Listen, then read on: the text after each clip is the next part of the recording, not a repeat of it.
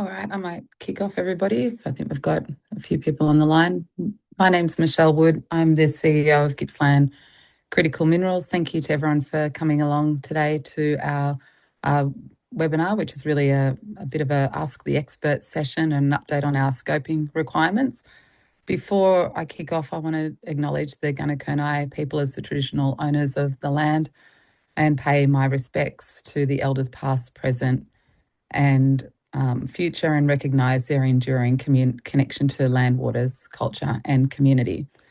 So as I mentioned, this session, we normally do a bit of a project update, but this session will focus on the scoping requirements, which were exhibited this time last week. And that sort of marks the first time, the first public consultation stage in our environmental assessment process. So those scoping requirements essentially outline the matters and the issues that the environmental effects statement will assess and examine, and later we'll prepare reports and we'll put them on public exhibition. But this sort of maps out exactly the scope of those studies and that work. So they're on exhibition for about 15 days. They close on the 2nd of September.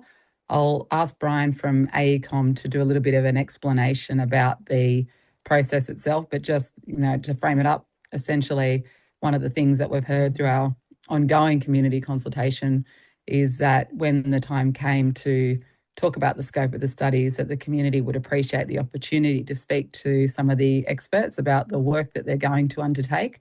That work is, some baseline monitoring work's been done, but this work is very much at the initial stage, and today's presentation is about talking about the scope of that work that will be undertaken. So I won't take very long because we've got a lot to get through and I'm going to speak very fast, but there'll be time to ask questions in between. We're going to do sort of 2 speakers and then questions, 2 speakers and questions, just to keep the flow. If you have a question, you can put it in the chat. And so we've got some that have been pre-asked, but I'll hand to you, Brian. Brian Chadwick from AECOM.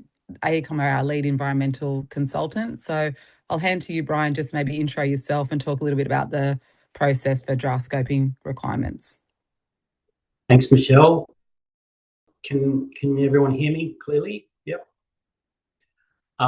So I'm Brian Chadwick. I'm a technical director from AECOM. AECOM was appointed last year to be the lead environmental consultant to pull together the ES and coordinate all the technical studies.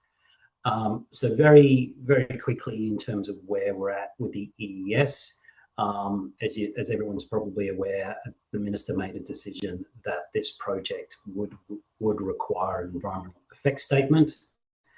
As part of that process, where we're at today is that the draft scoping requirements have been advertised and are open for public comment. So as Michelle said, they're open for comment until the 2nd of December.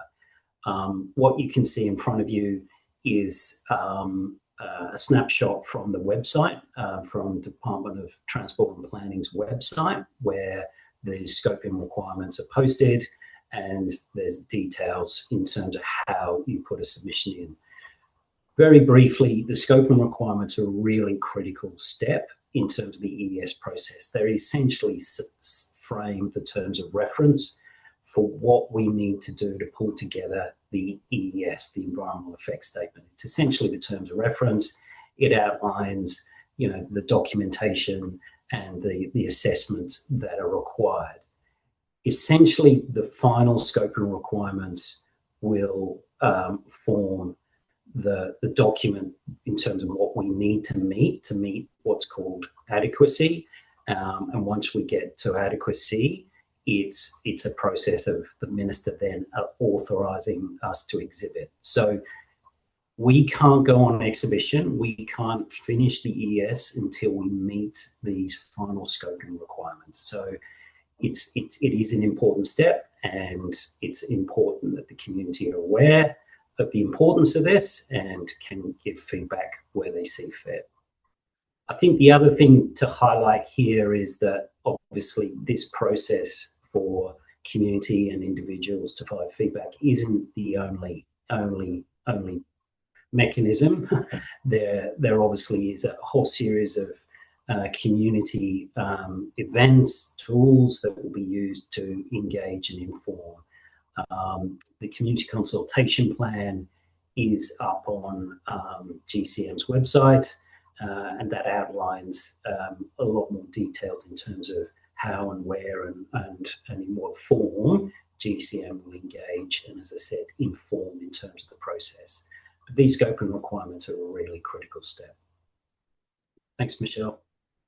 Thanks, Brian. And I'll just to give everyone a bit of a sense who's on the call is, which you can ask questions of these guys later.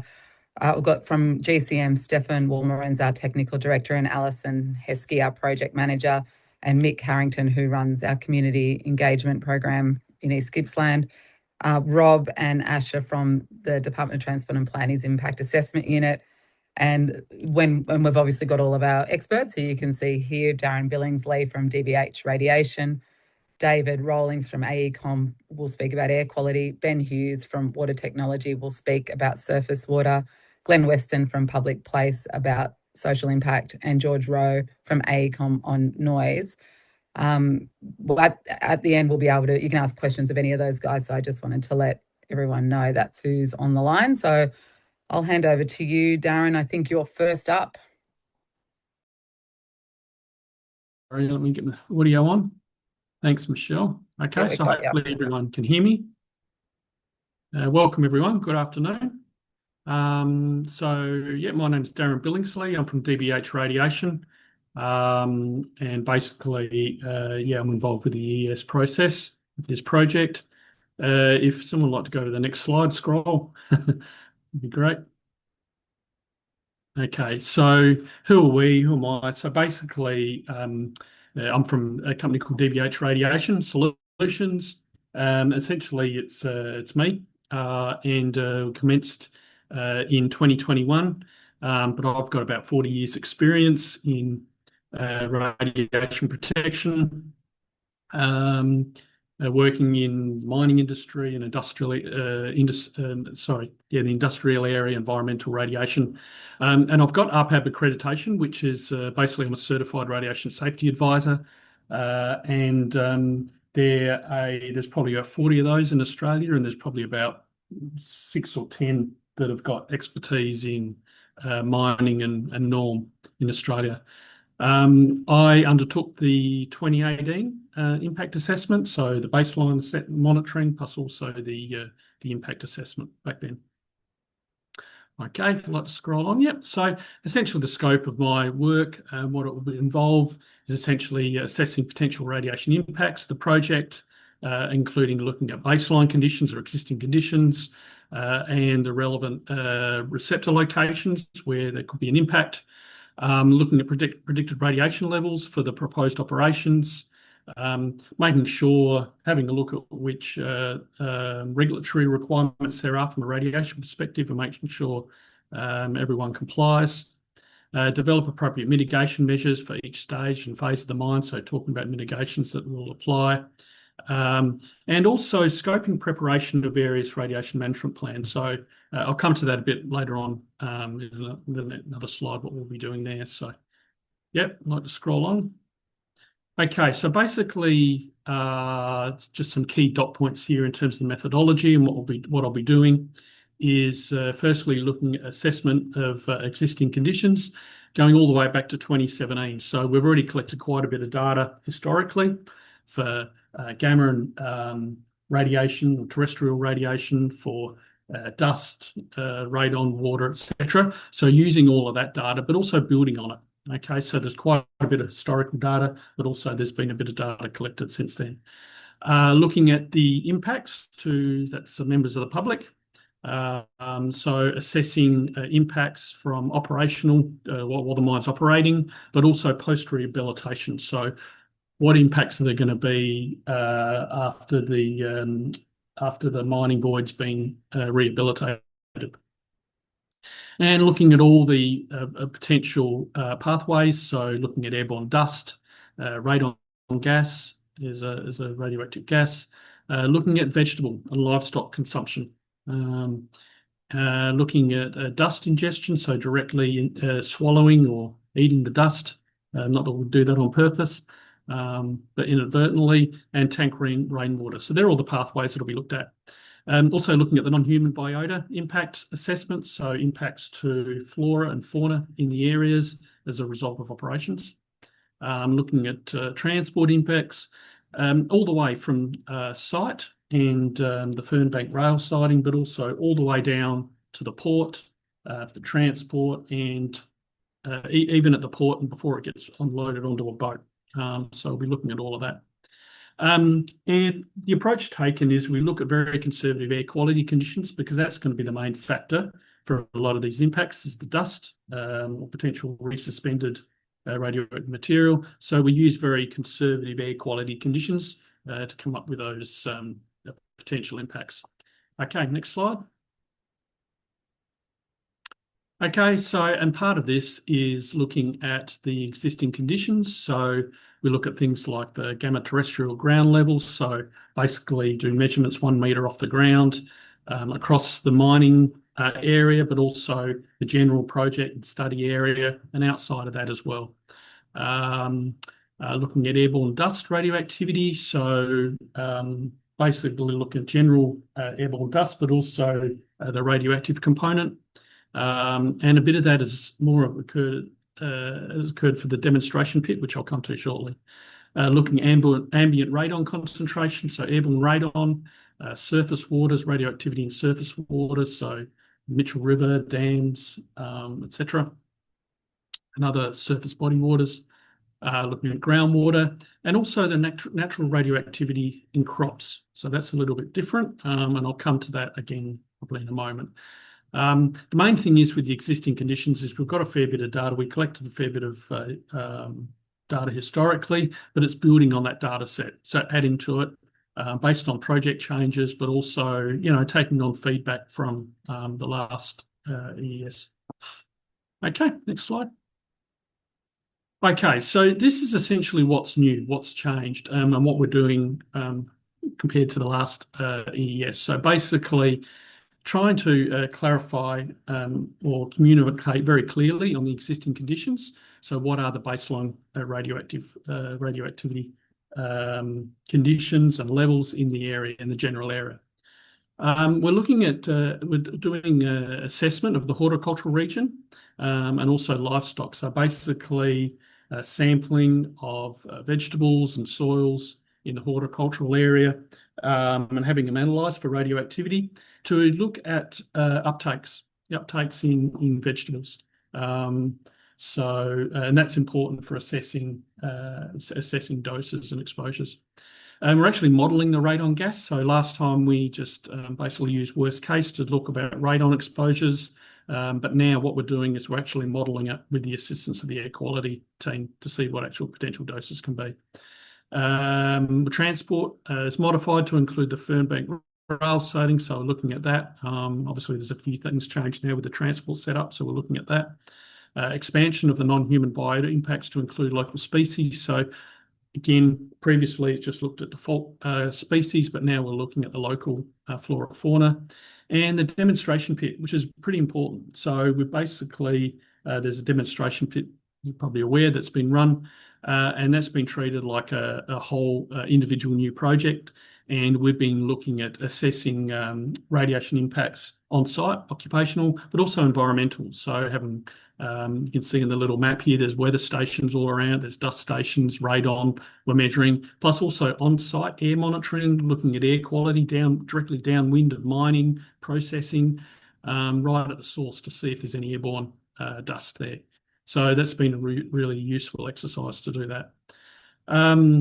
Clarifying commitments related to environmental monitoring for the radiation management plan. So there's going to be an increased clarification on what sort of monitoring will be conducted in relation to environmental aspects. So what sampling will be done, you know, where it will be done, and basically just having a commitment in there that GCM are going to commit to for the main project. We're actually excluding occupational impacts this time because they're not whilst saying they're not considered at all, they are very, very important. They're not part of the EES process, so we're not going to be talking about them in terms of the EES, but they certainly will be assessed. All right, I think that's it. Oh, finally, this is just a final slide. This just shows you the. This is available. It's freely available aerial map showing showing radioactivity in soils. So you can see up the top here, basically the blue is the lower, whereas as we go up into the orange and the red, it's a little bit higher. And we can see here that it does actually vary quite a bit across the region. No one should be alarmed with any of the colours or the reds or the yellows, because natural radioactivity does vary all over the place, irrespective of where we live. But this is one of the things that we need to understand, and understand what the variation is in that background from these different the regions around the mining area. Okay, that's all. All right. I think that's it. Thank you. That's it. Thanks, Darren. Okay, so I'll take questions now on process, so the scoping requirements process, and any questions on radiation. And there was one that was submitted through the website. It actually it's probably more for us than for you, Darren, but I'll throw it to our technical director, Stefan, which is interested to know if monazite and xenotime are present in sufficient quantity to deserve separation as part of the beneficiation process. If so, will further processing be considered to liberate REE, rare earth components, and radioactive elements? What will be the status of the latter given the Victorian prohibitions in place? So, Stefan, do you want to go for that one? Yep. So it's a two-part answer. Do you want to turn your video on, Stefan, if you can, so we can? All right. Yeah. So a two-part answer. The first is yes, they are present in sufficient quantities to warrant further separation. It's one of the sort of valuable parts of this deposit. Will we do it? The answer is no. There's quite a bit of separation capacity either under construction or getting planned elsewhere in Australia, and that's a preferred option that we'll look at making use of separation capacity elsewhere rather than constructing a plant on site. All right. Thank you. And I can't see any questions in the chat, so I will assume that there aren't any. We might have time to come back at the end, but we'll roll on to the next person. Shannon, do you want to move the slide along? David, air quality, you're on. Okay, thank you. Good afternoon, everyone. My name's David Rawlings. I'm a technical director with AECOM. Been working in air quality impact assessments for over 27 years across a range of different industries. Looked at a range of a lot of different types of mining, hard rock to coal to now rare earths. A lot of different areas that I've looked at into dispersion modelling, monitoring, assessment and risk, and regulatory strategy development. So, but I won't dwell too much on myself. We'll move on to the next slide. I'm just going to quickly go through the mining air quality impact assessment scope. It's not an altogether different scope to what you would normally see for a mine of this type. The aim would be to initially develop the baseline meteorology and the pollutant levels, so we understand what's there and what we can use to do the assessment. So the meteorology is one of the first things we need to look at, and that's being developed for the air mod dispersion model. So we need to develop some site representative meteorological data, and that's been developed using what's called the WRF model, which is a weather research and forecasting model. It's a large model that can predict weather conditions. We've reviewed that meteorological data against available on-site data and looked at how complete it is and what's representative of the area. And we'll talk a little bit more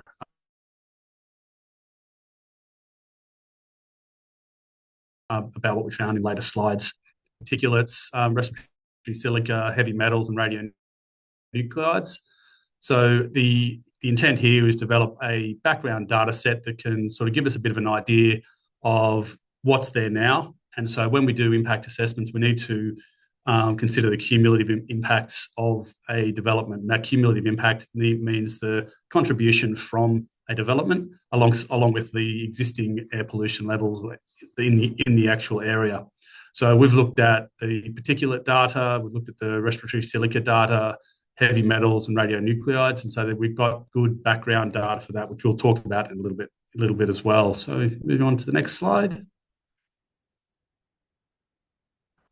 So a little bit of a quick preview of some of the information that we're working with. So the sensitive receptors and the mine boundary locations, you can see there on the left, there's a lot of receptors that we've included, tried to include all the relevant sensitive receivers. And on the right-hand side, you'll see the sort of the mine layout. And the mine layout's really in terms of the East Pit and the West Pit, some stockpiling areas, and some satellite pits, which are a little bit smaller. And so the impact assessment really needs to make sure that we consider how the impacts of all these different areas may affect the air quality for all the receptors on the left-hand side there. So we're trying to build up a domain where we have a really good understanding of the potential effects of the mine. Moving through to the next slide. So critical to any impact assessment is the development of an emissions inventory. And so we've been putting together an emissions inventory, a really wide range of different emission sources within the actual mining activity itself. And that includes all the in-pit activities, the haul roads, material handling, the stockpiles, how the stockpiles are created, whether there's wind erosion from them, and any other significant dust generating activities. So even to the point where we're considering the vehicle emissions from the emissions from the vehicles that are actually operating. We need to define the source geometry, how those emissions change during the day. Some things occur on 24 hours a day, whereas others only occur during daylight hours. So all of those things need to be sort of built into the model to make sure that it's predicting something that's as representative as possible of what's actually going to be occurring. So we try to make sure that we aim for understanding the worst case impacts, but on the same token, we want those worst case impacts to be realistic worst cases and not something that won't actually occur. The dispersion modelling that's going to happen will be through the AirMod dispersion model. It's the regulatory model in Victoria and was used on the previous impact assessment. And it will be undertaken in accordance with regulatory requirements in Victoria. Then the report will be put together, which will outline all the findings, all the inputs that are required, and everything that's required under an assessment of a mine in the Victorian context. Moving on to the next slide. As we haven't got any impact assessment results to talk about, but we can talk a little bit about the on-site data that we've developed. So this was an area of particular focus for us because we wanted to make sure that this was as good as we could get. So we've modelled 5 years worth of data for the area, and that has been compared with on-site data.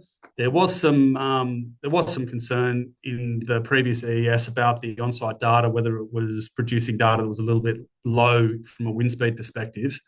The WRF data that we've looked at actually predicts wind speeds that are a little bit higher than what was measured on site for the previous EES. And on that basis, we think that data is probably more representative of what's actually there. So we've now got a sort of step meteorological approach where we're using the 5 years worth of WRF continuous monitoring meteorological data. We're using an on-site meteorological data from 2019, so we can have a really clear understanding that we're not biasing anything by using the WRF data. We're still going to be looking at the on-site data, even if there is a little bit of doubt as to whether it's representative of the whole area. And we're also using sort of monitoring from 2 on-site stations as a triple check to make sure that what we're seeing is as representative as possible of the meteorology in the area. Next slide. From a background pollutant perspective, so we were talking about that earlier. So the PM10 and PM2.5 data, we've developed a procedure where we've looked through and tried to use as much as possible the data that's available that was measured between 2017 and 2021. Obviously, with all monitoring, you get times when there's data that's been missing, whether that's due to breakdown or whatever it is. So we've been able to infill some of that data either using the ratio of the PM10 to PM2.5, or through the use of the EPA Victoria Tralgan monitoring data. Just a couple of notes there. We have excluded some of the bushfire data because it's not useful to include that bushfire data from 2019, 2020 in the assessment, because it just it biases the background data quite badly. Heavy metals. And heavy metals data was measured, and the data has been converted from a 24-hour data to an hourly concentration to be able to be used with the particulate data and the predictions from the dispersion model. Same with the silica. There's been monitoring data where we've looked at using the 90th percentile for the annual average concentration, which seems a little bit different to normal, but we're trying to be a little bit conservative with the silica measurements and make sure that we really understand what's going on there.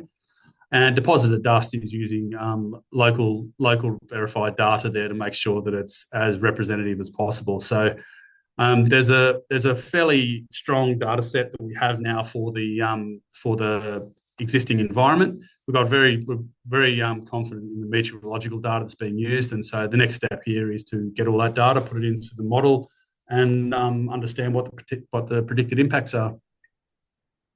So that's all from me. Great, thanks, David. I can see questions coming through, which is good. We'll come back to them at the end of Ben's section. Ben, surface water from Water Technology. Yeah, no worries. Hopefully everyone can hear me okay. I can certainly hear myself through these headphones. So I'm Ben Hughes, surface water engineer, senior principal engineer at Water Technology, and a director. I've done a fair few ES projects in the last sort of 5 to 10 years, a few mining ones, particularly across rural Victoria. It's kind of my focus, I guess, is rural Victorian surface water. I'm going to jump to the next slide for me. So at the moment, we're sort of gaining an understanding of the surface water features, which we understand relatively well. We've got the Gippsland Lakes there. You can see on that map there on the right, the Mitchell River and the Perry River. The proposed mine site sits across both of those catchments. And there's also a number of smaller waterways in direct proximity to the proposed mine area. Simpson Gully, Honeysuckle Creek, and a few smaller gullies as well.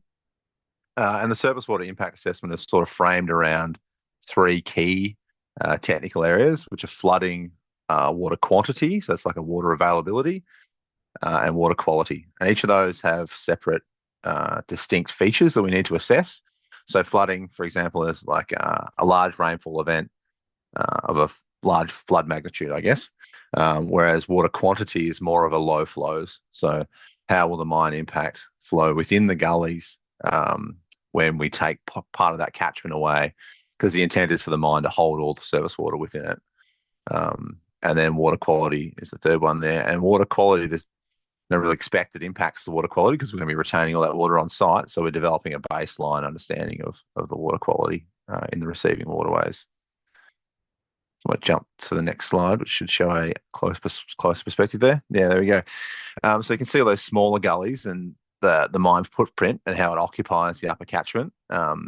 So those dots on that map, the red dots there, are previous and current GCM sampling sites. So the idea is that we're not just relying on state-based data that DECA collects, but we're also getting some of our own baseline water quality and flow data. So one of the previous criticisms of the original EES was there wasn't a lot of observed stream flow in the gullies, which made it hard to assess potential impact by removing a proportion of the catchment. So we also have stream flow gauges installed in there. So we're going to try and establish an understanding of what the hydrology is like in those gullies today, and then what the potential change might be in the future. And there's 2 components to that. It's the water balance modelling. The water availability modelling assesses impacts to the gullies, but we also use it to assess potential contributions to mine storages. So there's the outside of the mine and then the inside of the mine, making sure that the infrastructure within the mine itself can hold all the water that's required. If we just jump to the next slide. So there's like a range of pathways where potential impacts could occur, and that is alteration of existing flow paths and drainage lines. That's from a flood and from a low flow water availability perspective, and then the erosion, sedimentation, water quality impacts. So those are the sort of things that we have to concentrate on managing. And the idea is we set a framework around avoiding potential impacts through design, as well as mitigation measures, with the intent to reduce those to some level that is reasonably practical. And then we come up with a series of residual impacts that fit within the framework. And I think that's my last slide. That's great. Thanks, Ben. Thank you both for staying on time too. I know it's very detailed, so I appreciate it. We've got a couple of questions. One of them actually two of them relate to radiation, so we'll go back a little bit. But Darren, there's a question around the high radioactivity along the fringe of the plateau is where the ore tends to extrude. Do you have any view on that? Maybe it's from a 2018 perspective. Yeah, if it's related to that map, it's due to erosion. So it's erosion that's occurred, and where the ore body's exposed. Sorry, and apologies, everyone. I don't have the. Well, let me get my video back up. I don't have access to the question, so apologies. Yeah, so I don't know if that answers the question, but it's due to the exposed ore. Okay, they can maybe the person that asked that question can keep filling it out. Stefan, this is probably, I can answer this, but you can jump in. It's probably your area of excitement. Astron, with its Donald project in Western Victoria, indicated in its PFS that it intends to export using containers via Port Adelaide. Also, its monazite off-taker energy fuel. Also, its monazite off-taker is on energy fuels. What transport route and port does GCM intend to use? Yeah, so at this stage, we are looking to export through Melbourne Port. Slight difference between us and Astron is that they produce two product streams, a monazite concentrate and then a titanium zircon concentrate. We're slightly different in that we're producing just a single heavy metal concentrate that's exported, so we don't have that radioactive transport component to that they do. Alrighty, yep, thanks, Stefan. All right, well, we might roll on. I can't see any questions specifically on surface water or air quality, but maybe people want to take a minute and just have a little think about the presentation. So we'll roll on. I think, Glenn, you're next on social impact. You are.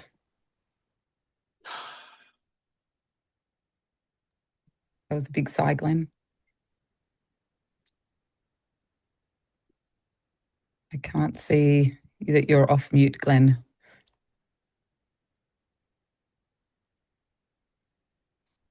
Maybe we've got a little technical difficulty with Glenn for a minute, so we might go on to George if you're there and able to jump in. We'll just scroll through a few slides onto noise. And yep, I'm here. Hop off. Great, thank you. Hey everyone, my name's George Rowe. I'm an acoustic engineer at ACOM. My role in the project is leading the noise and vibration impact assessment. If you want to jump to the next slide. I've got 10 years experience delivering assessments like these with a specialization in the resources sector, especially in the mineral sands space. I sit within a team of more than 20 acoustic engineers, and we provide noise and vibration advice on major projects like these across Australia and New Zealand. Next slide, thanks. The scope of my study in simple terms is to identify and assess potential noise and vibration impacts arising from the project. The key issues come from the project scoping requirements. There are 4 that are relevant, shown in the slide. Generally speaking, they're to characterize the existing environment, identify pre-mitigation noise and vibration effects, present mitigation measures, assess the residual effects after those mitigation measures are applied, and propose management measures to ensure those mitigation measures are effective. And this is all done to protect the health and well-being of residents and the local communities. Next slide. I've set out the methodology for the noise and vibration impact assessment in some steps. So step one is to identify the relevant legislation, standards and guidelines. The key ones for this project are the Environment Protection Act, the Environment Protection Regulations, and EPA Publication 1826, also known as the Noise Protocol. Importantly, the Act includes the General Environmental Duty, and this duty obligates the project to proactively reduce noise and vibration impacts so far as reasonably practicable across the project's life cycle. So that's in planning, operation, construction, etc. Step two is to identify the study area. For this type of project in a rural setting where things are a little bit quieter, you typically expect a study area of up to a couple kilometres. Just in contrast, in an urban environment, it would be much smaller, maybe a few hundred metres, just because the noise environment's generally louder. Step three is to characterise the existing conditions. We've already done this step in late 2025, and we used unattended noise monitors like the one in the photo there. We placed those at several locations and measured the baseline noise levels to represent the sensitive receptors surrounding the project. Step four is to establish the criteria at these sensitive receptors. So this is based on the determined legislation and guidelines, how sensitive each sensitive receptor is, and the existing conditions from the monitoring. Next slide. Step five is to conduct the impact assessment to determine the effects of the proposed project. So this is done undertaking using SoundPlan. It's a three-dimensional noise modelling package. It's industry standard in Victoria. You can see an example of a noise generation from a SoundPlan industrial model shown on the right-hand side. And then once we know about these effects, what we do is step six, which is to compare the effects against the established criteria. And where the predicted criteria the predicted levels exceed this criteria, that's when we propose the mitigation measures. And these mitigation measures are generally driven by the most sensitive receptors, which are the dwellings surrounding the project. Step seven is mitigation and monitoring. So we test the mitigation that's proposed back into the noise model to confirm it's effective. And then additionally, and in accordance with the general environmental duty, we also assess all other reasonably practicable measures that we can implement with the project and to further reduce the risk of impact. Finally, the mitigation measures are reported in this assessment, and supporting monitoring measures are proposed to verify the effectiveness during construction and operation. So this might be, unattended monitoring or attended measurements during construction and operation to confirm the project noise levels within the criteria that we've established. And that's it for me. Great. Thanks, George. Glenn, we've got you. You're back. We'll scroll just so you know you're on mute. There you are. All right. I'll hand it to you. Last speaker, social impact study. Thanks, Michelle. And good afternoon, everyone. My name's Glenn Weston. I'm from Public Place, and we'll be doing the social impact assessment for the project. Public Place is a social planning and research practice established in 2015, and we specialise in social impact assessment, amongst other things. We've prepared social impact assessments for numerous major infrastructure and mining projects, including North East Link and Suburban Rail Loop, the offshore wind farm Star of the South, and recently the Goshen Mineral Sands Project and the Avon Bank Mineral Sands Project. We also undertake research, prepare strategic planning advice for state and local government, and present expert evidence in VCAT hearings. At the broadest level, the social impact assessment aims to identify and assess all potential social impacts associated with the project. However, to ensure the study is appropriately focused, we have regard to the scoping requirements which set out the matters which must be addressed via the EES. And I've listed here a number of the scoping requirements which may be relevant to the social impact study, which we're only just starting at the moment.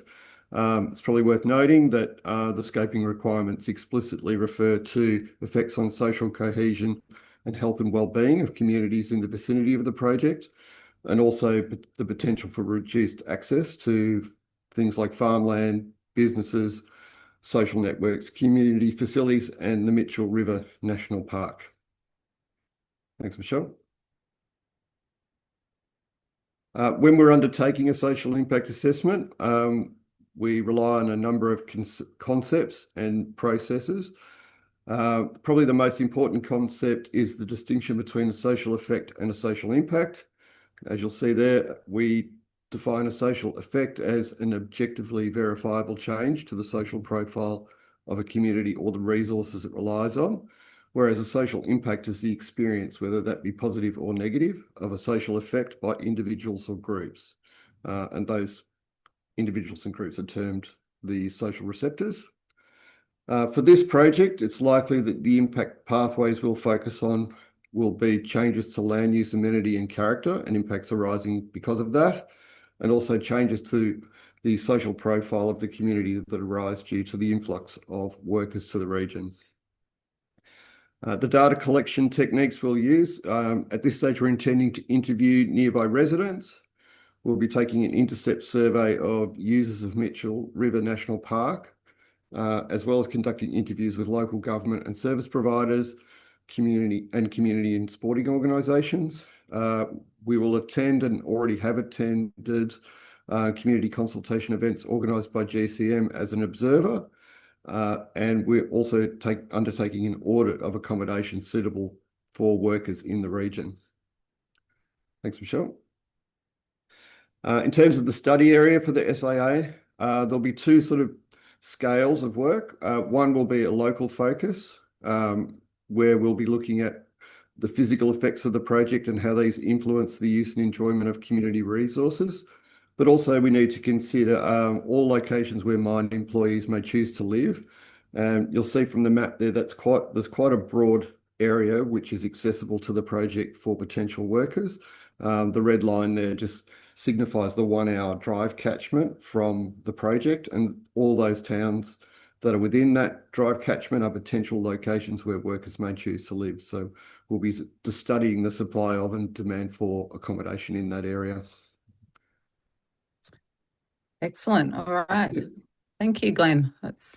We got through, everybody. We did so well. I was a bit anxious about the timing, but we did good. Thank you, everybody. All right, so there's just a couple of questions in the chat. There's a few from a few people about employment and when employment opportunities might be able to become available. So just as a bit of a timeline for the project, we're in this sort of environmental effects statement process, which if we sort of get approved, I think we would expect that to occur towards the end of next year. And then we would start construction shortly afterwards, and construction goes for about 2 years, and there's about 400 jobs during construction, and then operations goes for about 22 years, and there's about 300 ongoing roles there. So, we would expect to see, I think the person in the chat who is public spoke about their specific skills as an excavator operator and a water truck operator, and I think that would be during construction, and that would probably be, let's say, end of next year, early the year after, if we were approved. That would be a fair comment. If there's any other questions anybody has, I'll have a quick look. One question that we had submitted earlier was what if anything any of our studies have found to date, we still are in this early scoping requirements phase. So we're not at the phase where we have conclusions to studies. Now, once the scoping requirements are set, these guys go away with others as well, and they'll do their work and compare it to baseline work that they've done, and then they'll draw conclusions, and those will form chapters as part of the EES, most likely.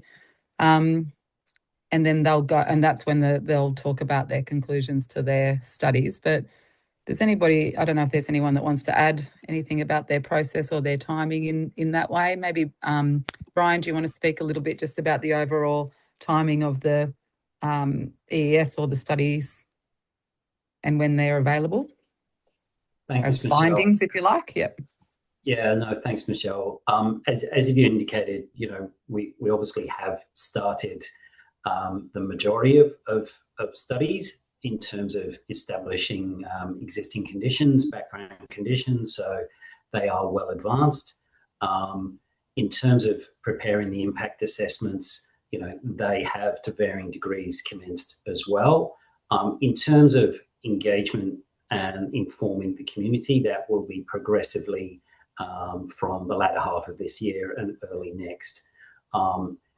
The formal exhibition, in terms of when we'll have everything in a form and go to get through adequacy, and we've met the final scoping requirements, we're targeting Q3 next year.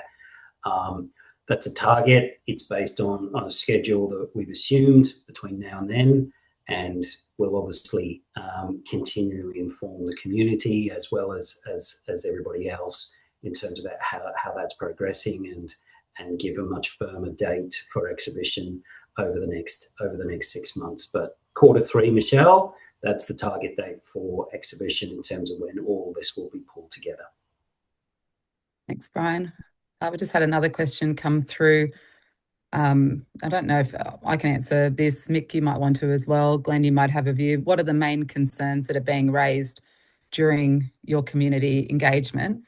So I'll jump in from my perspective quickly, and then maybe Mick, you want to touch on that as well. But one of the main things that I've been hearing when we're speaking to community is around fairness of the process and making sure that our engagement is honest and that we're able to, that we're following due process, that we're being transparent, that we're, like doing things like this, but we're available to answer questions, that we are operating with integrity, that we are putting out right information and making facts available. I think that's something that was poorly done in the last process, and I think that's something that I've certainly heard that reflected to me many times, so that's something that comes up a lot. One of the other things that people are raising recently is around rehabilitation, making sure that we can rehabilitate. That seems to be making sure that, that when, and I hope that the demonstration pit and the work we do there actually gives people a lot of comfort in that area. We've heard some concerns around radiation and surface water runoff, and that's why we thought it was really important to have this group gathered here today. And we've heard a little bit about the process dividing community, and I think that's that sort of impact and the importance of I guess not setting neighbour against neighbour through these types of processes, and that's come up a few times as well. So we've heard there's specific issues around environmental protections, and that's partly what this impact assessment work is about. As well, I'm just writing my list, and jobs and employment as well comes up sort of on some of the ongoing concerns as well, so about what jobs we'll have and how we'll manage it, procurement and fairness of that process as well. So they're the things I'm hearing. Mick, you've been out and about speaking to community members across East Gippsland, recently. Do you want to jump in? Is there anything I've sort of missed there, or anything you want to touch on?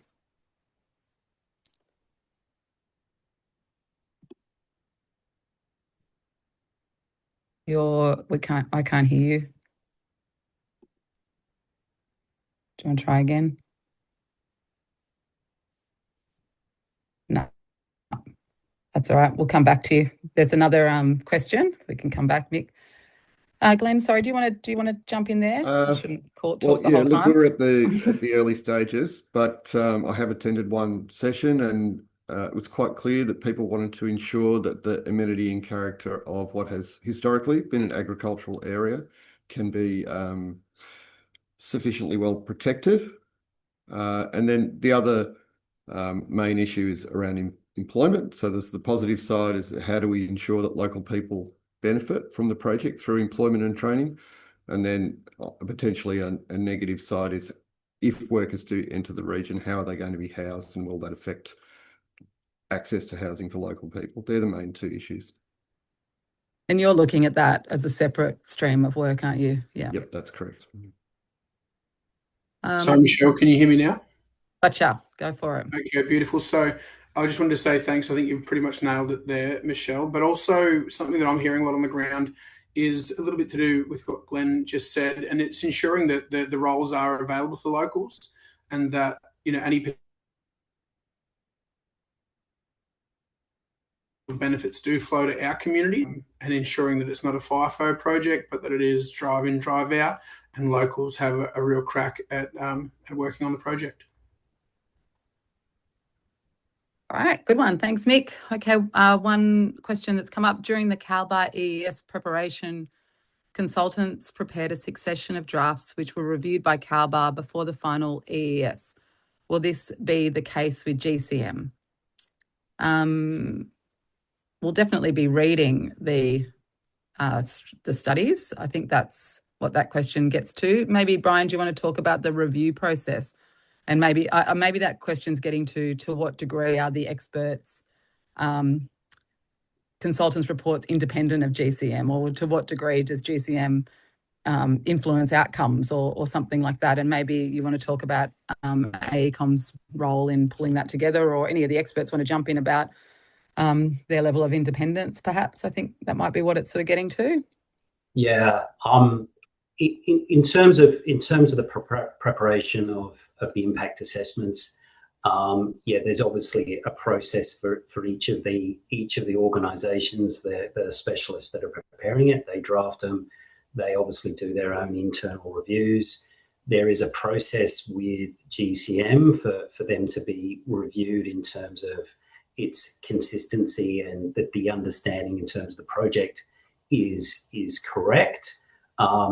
There is then a process with the regulators in terms of them to progressively review and from a regulator point of view provide comments, and then we are able to finalise. I think the key thing that we need to get across here is that there is a level of iteration. The studies there is interdependencies, and one of the key things that is my role is to make sure that consistency happens. So even though we might have an impact assessment largely done shortly, it needs to be checked on the basis of other studies that progressively come in over the next 6 months. So in terms of being able to issue drafts and let people know, it really can't be done till towards the end, and we've gone through those steps that we've talked about. So, Michelle, I don't know if that answers the question, but each of the specialists is a specialist and is relying on the assumptions and the modelling results.